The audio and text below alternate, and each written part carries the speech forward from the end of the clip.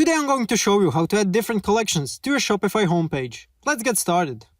Once you're on the Shopify homepage editor, find the collection list section on the right side. If you don't see it, click on Add section, type in collection, and select collection list. Now we need to create collections. Save your changes first, then exit the editor to return to your Shopify dashboard. Go to Products, then click on Collections. You'll see a default location named Homepage. You can delete it by selecting it, choosing More Actions, and then clicking Delete Collection. Click on Create Collection and give your collections a title, like T-shirts. Choose Manual under Collection Type so you can manually add products. Add a cover image, and then click Save when you're done. Go back to Products and select the items that belong in each collection. Return to your online store, click on Customize to go back to the editor, and in the collection list, click on Select Collection for each section.